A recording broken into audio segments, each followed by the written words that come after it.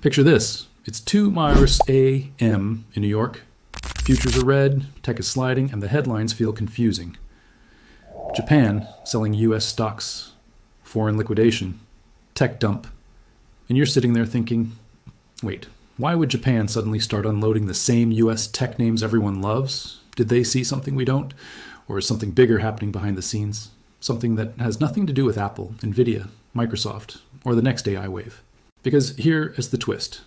A lot of the selling you're seeing isn't really about Japan versus America. It's not about a bearish call on US innovation. It's about leverage, currency, and collateral. It's about a global margin call, where people don't sell what they want to sell, they sell what they can sell. And in that kind of market, the most liquid, most profitable, easiest to dump assets are often US tech stocks. Before we break it down, if you like simple story-style explanations that help you understand what's actually driving markets, hit the like button and subscribe. It really helps the channel, and it tells me to keep making these deep dives. All right, now let's connect the dots. To understand why Japan-linked money is showing up as a seller in US tech, you have to understand one word that quietly runs the modern global financial system: funding. Not investing. Funding. For years, Japan has been the world's cheapest place to borrow money. The Bank of Japan held interest rates near zero for a long time. So Japanese institutions, banks, insurers, pension funds, and even global hedge funds and traders use the yen like a low-cost fuel source. Borrow in yen at low rates, convert to dollars, and buy higher return assets: US bonds, corporate credit. And yes, US equities, especially big tech, because it's liquid and it's been a winning trade. That strategy has a name you may have heard before: the yen carry trade. It sounds harmless, almost boring, but at scale, it's one of the biggest leverage engines on earth. Now, let me ask you a question. If you borrowed money in yen and you used it to buy US assets in dollars, what is the one thing that can blow up your trade even if the US stock you own is doing fine? The currency. If the yen strengthens, suddenly your debt in yen becomes more expensive in dollar terms. Your funding cost rises, your hedges get more expensive, and your safe trade can turn into a problem fast. And if you're leveraged, that problem doesn't stay small. It snowballs into margin calls. This is where the story starts to get real. Over the last couple of years, the US raised rates aggressively. Japan didn't, at least not at first.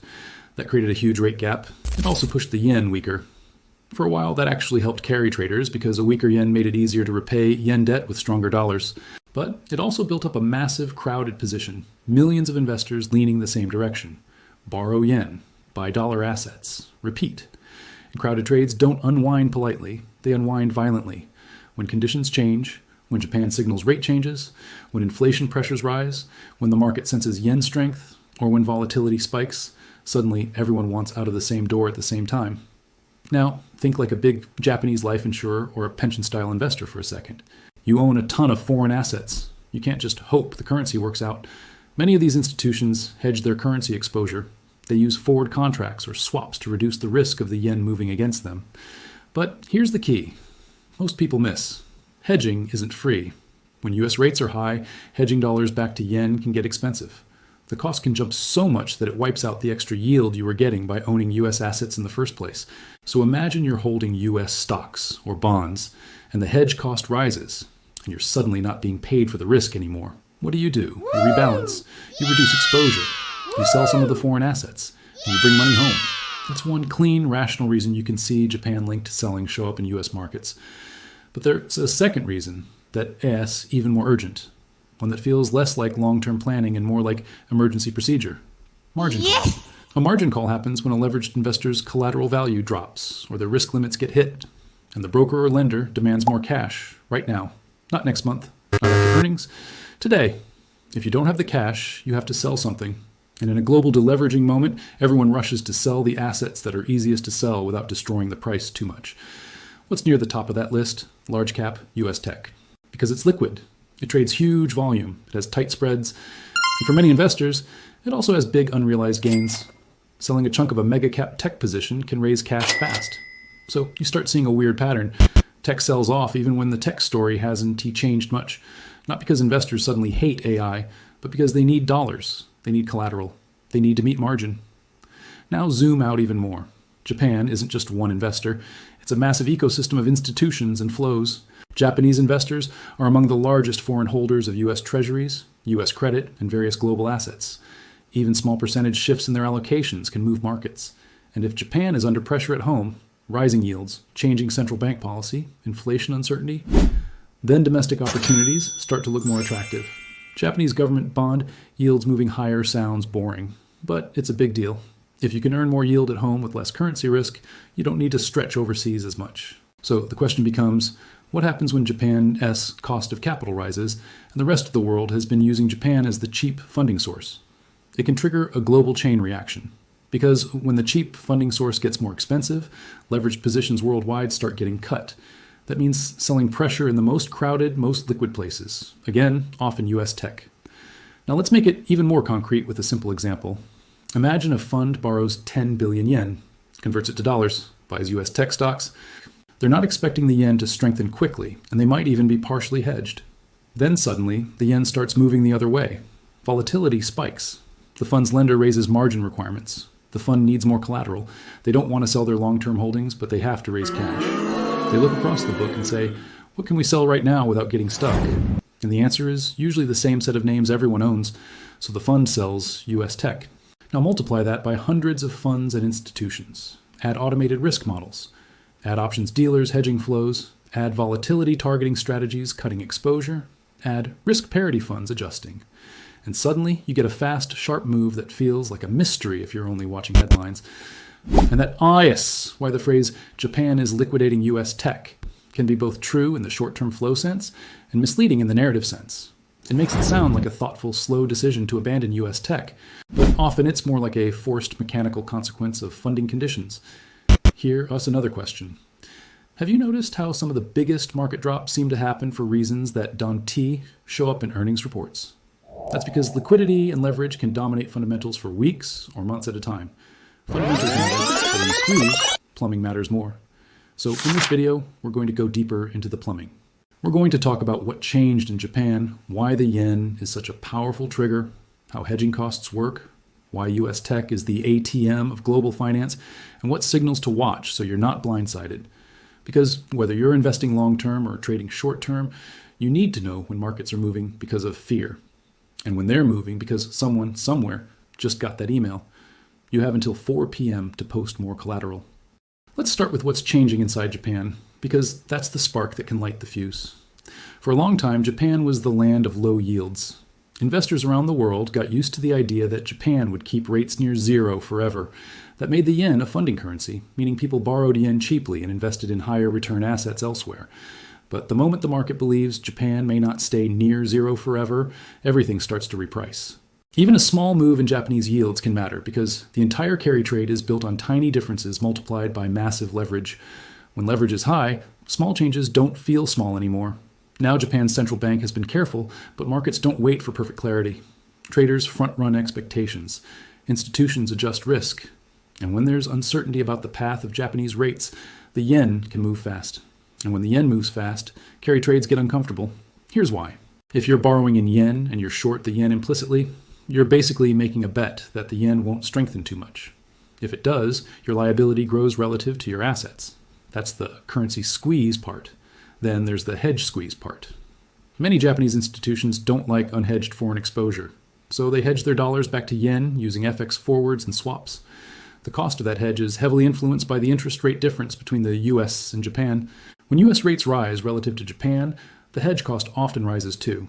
That means Japanese investors can own US assets and still end up with a lower effective yield after hedging. So the same US bond that looks attractive to an American investor might look less attractive to a Japanese investor after you account for hedge costs. Now imagine you're holding US equities. You don't get a guaranteed yield. You're taking equity risk plus currency risk. If hedging costs rise and volatility rises, the risk-adjusted appeal changes.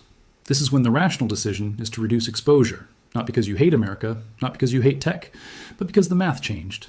And when a lot of players run the same math at the same time, you get waves of selling. But we still haven't hit the most dramatic part. What US tech specifically shows up as the asset being sold? To answer that, we need to talk about liquidity and collateral. In a stress moment, investors sell what they can, not what they want. And US mega-cap tech is one of the most liquid pools of value on the planet. It's like the blue-chip cash register of global portfolios. If you own it and you need to raise dollars quickly, you can. Also, big tech tends to be heavily used in derivative strategies, options, futures, structured products. There are layers of exposure that aren't always obvious. When volatility rises, those layers can force buying or selling in the underlying stocks. So sometimes what looks like Japan selling tech is actually a chain of events like this. A currency move stresses leveraged positions, margin requirements rise, investors raise cash by selling liquid winners. That selling pushes volatility higher. Higher volatility triggers more risk reduction. Options dealers adjust hedges, more selling hits. And because the biggest names carry the most weight in the indexes, they become the center of gravity for the move. It's a feedback loop. Now let's connect this to the phrase global margin call. A global margin call doesn't mean one single call from one broker. It's a regime. It's a period where financing becomes less friendly, collateral becomes more valuable, and everyone becomes more sensitive to drawdowns. In that regime, correlations rise. Assets that normally diversify each other start moving together. You see the same weird behavior again and again. Good companies sell off with bad ones. Strong balance sheets drop with weak ones. It doesn't make sense until you remember that forced selling isn't T about sense, it's S about survival. So what could be triggering that regime right now? One trigger is the idea that global rates may stay higher for longer. Another trigger is that Japan's policy direction may be shifting enough to change the global funding landscape. Another trigger is plain old volatility. Geopolitical shocks, sudden economic data surprises, or abrupt moves in bond yields. When those triggers hit at the same time, the carry trade becomes fragile. And fragility is contagious, because once one big player starts cutting, it affects prices, and those prices affect everyone else's risk models. And then it spreads. Now I want to be careful here, because headlines can exaggerate. Japan is dumping US tech sounds like a coordinated national decision. In reality, this usually shows up as a combination of flows. Some Japanese funds rebalancing, some global funds unwinding yen-funded trades, some institutions reducing hedged foreign exposure, some investors repatriating funds, and some automated strategies reacting to the move. But the outcome can look the same on the chart. US tech sliding, volumes rising, and people searching for a story. Here's the story that often fits best. It's not a tech problem. It's a funding problem. And funding problems show up first in crowded trades. If you want a quick way to understand crowded trades, ask yourself this. What do most global portfolios have in common right now? They own the same handful of mega-cap US tech names. They own dollar assets. They're long growth. They're long liquidity. And many are positioned as if volatility will stay calm. So if a shock hits the system, the fastest way to reduce risk is to sell the stuff everyone owns and everyone can sell. That's why you can get sharp drops in the most beloved names even when nothing new happened with the company itself. Now let's talk about why this can happen right now, specifically. When Japan's domestic yields rise even modestly, the opportunity cost of holding foreign assets changes. Institutions that were forced to reach for yield overseas suddenly have an alternative at home. That encourages repatriation, bringing money back to Japan. At the same time, if the yen strengthens or even threatens to strengthen, unhedged positions feel pain immediately. Hedged positions can also feel pain because hedges have roll costs and collateral requirements. And in volatile markets, counterparties demand more margin. So you get pressure from both sides, asset allocation pressure and margin pressure. And when those pressures hit, the first wave is selling the liquid stuff, like US tech. But here's an important point for you as a viewer. That doesn't automatically mean a long-term bear market for tech. Forced selling is often temporary. It can create dips that later recover when the pressure eases. So the real edge is knowing the difference between fundamental selling and plumbing selling. Fundamental selling is when investors decide the future cash flows are worth less. Plumbing selling is when investors need cash and collateral. The chart can look identical in the moment, but the aftermath is often very different. So how do you tell which one you're in? You watch the signals that relate to funding and currency stress. You watch the yen. You watch Japanese bond yields. You watch US yields. You watch volatility. You watch credit spreads. You watch whether selling is broad and panicky or selective and thesis-driven. Because in a true global margin call, you'll often see multiple asset classes wobble at the same time. Not just tech, not just stocks. You might see pressure in bonds, pressure in emerging markets, pressure in crypto. Anything that behaves like a risk asset can get hit. So where does this go from here? There are basically two paths, and the market can bounce between them, but they lead to very different outcomes. Path one is the reset and stabilize path. In this path, the selling you're seeing is mostly mechanical. Yen-funded leverage gets reduced, hedged positions get resized, risk models degross, the market absorbs the supply, volatility cools off, and once the forced sellers are done, prices can stabilize and sometimes rebound faster than people expect. Path 2 is the regime change path. In this path, Japan isn't just causing a short-term squeeze. Japan is slowly exiting the role it has played for decades, the world's cheapest funding source. If Japanese yields rise sustainably and policy shifts continue, then the global carry trade doesn't just unwind once, it shrinks structurally. And if that happens, global markets may have to adjust to a world where leverage is more expensive, currency hedging stays costly, and the easy flow of cheap yen into dollar assets is reduced. That would matter. A lot. Because for years, a hidden support for global asset prices has been abundant liquidity and cheap funding. When cheap funding fades, valuations can compress even if companies remain strong. Now, here's the part that most investors talk about enough. Even small structural changes in funding can influence the multiple investors are willing to pay for growth stocks. Why? Because growth stocks, especially big tech, are long-duration assets. Their value is tied to cash flows expected far into the future. When discount rates rise, long-duration assets tend to get hit harder. That's not a moral judgment on the company. It's math. So if global yields rise and funding gets tighter, tech can face pressure even with great fundamentals. But again, that's the regime change version. The question is, which version are we in? Let's turn that into a practical checklist so you can follow this story without needing a Bloomberg terminal. First, watch the yen trend and the speed of yen moves. A slow yen move is manageable. A fast yen move is dangerous. Rapid yen strengthening can force quick deleveraging for anyone who's effectively short yen through carry trades. Second, watch Japanese government bond yields and market expectations. It's not about one headline. It is about whether yields are rising in a sustained way and whether the market believes Japan is entering a new era where rates are no longer pinned. Third, watch U.S. yields and overall financial conditions. If U.S. yields are rising while Japan is also shifting, hedging costs can stay high and funding stress can stay elevated. If U.S. yields fall while Japan stabilizes, pressure can ease. Fourth, watch volatility, especially sudden spikes. Volatility is not just a fear gauge, it's a leverage gauge. Many strategies are forced to reduce exposure when volatility rises. That can turn a normal dip into a deeper slide. Fifth, watch whether selling stays concentrated in liquid megacaps. If the selling looks like liquidity raising, you often see the biggest, most liquid names get hit first, sometimes even more than weaker companies. If the selling becomes more selective, punishing weak balance sheets, weak earnings, weak guidance, that leans more toward fundamentals. Now, let's talk about what would confirm that the forced selling is ending. One sign is stabilization in the yen and calmer moves in Japanese yields. Another sign is declining implied volatility. Another sign is improving market breadth, meaning more stocks start participating in up days, not just a few. And a subtle sign is when bad news stops pushing the market lower. If negative headlines hit and the market doesn't break down further, it can mean the urgent sellers are mostly done. But what if the selling continues? What if Japan-linked flows keep pressuring U.S. tech? Then you could see a second-order effect, sentiment damage. Even if the original cause is mechanical, persistent declines start changing behavior. Retail gets nervous. Funds reduce exposure preemptively. Corporate buybacks may slow during blackout windows. And the market can start telling itself a new story, one that becomes self-fulfilling for a while. That's why these plumbing events matter. They can start as a technical unwind and then evolve into a broader risk-off period. Now let S answer the big headline question in a more honest way. Why is Japan liquidating U.S. tech stocks right now? Because Japan in this context is a mix of institutions and strategies responding to three pressures at the same time. Pressure one, Japan's interest rate environment is no longer a one-way bet. Even the possibility of change forces positioning adjustments. Pressure two, currency dynamics are shifting. If the yen strengthens or becomes more volatile, it attacks the foundation of yen-funded trades and makes foreign exposure harder to hold. Pressure three, hedging and collateral are expensive in a high-rate, high-volatility world. When the cost of hedging rises and the demand for margin rises, portfolios sell the most liquid assets to meet obligations. And U.S. tech is often the most liquid pool of value they have.